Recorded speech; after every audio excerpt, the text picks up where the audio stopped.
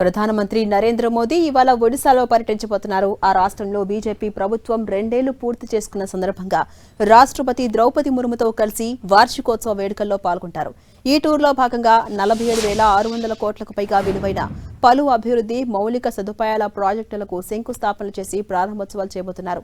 ఆరోగ్యం, ఇంధనం, గిరిజన సంక్షేమం, రైల్వే, రహదారుల రంగానికి సంబంధించిన ప్రాజెక్టులు వీటిలో ఉన్నాయి.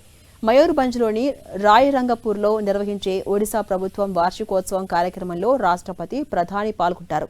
ఉదయం 11:15 వారిద్దరూ మయూర్భంజ్ జిల్లాలోని పహాడ్పూర్ గ్రామాన్ని సందర్శిస్తారు. సంతాలి జహేరా, హో జహేరా పవిత్ర వనాల్లో ప్రార్థనలు చేస్తారు. నైపుణ్య కేంద్రాన్ని, పహాడ్పూర్ పాఠశాలను సందర్శిస్తారు. ఇక రాయరంగపూర్లో మధ్యాహ్నం 1 గంటకు నిర్వహించే కార్యక్రమంలో రాష్ట్రపతి, ప్రధాని మోదీ పాల్గొంటారు. దీనిలో భాగంగా అభివృద్ధి ప్రాజెక్టులకు ప్రారంభోత్సవం, శంకుస్థాపన చేస్తారు. 600 మెగావాట్ల సామర్థ్యం ఉన్న ఎగువ Indravati pumped storage project, IB thermal విద్యుత్ కేంద్రం, 2వ దశ విస్తరణ ప్రాజెక్టు శంకుస్థాపన చేసే ప్రధాన కార్యక్రమాల్లో ఉన్నాయి. ఇక అనంతరం సభను ఉద్దేశించి ప్రధానమంత్రి ప్రసంగిస్తారు.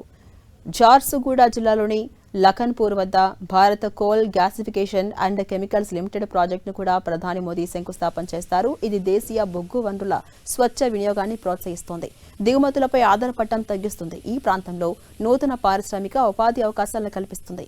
ఇక ఒడిశాలోని వివిధ జిల్లాల్లో 24 అటల్ బస్టాండ్లు, 9 ఆటోమేటెడ్ టెస్టింగ్ స్టేషన్స్ తో పాటు బౌద్లో 300 పడకల జిల్లా ప్రధాన ఆసుపత్రి భవనం ప్రారంభిస్తారు.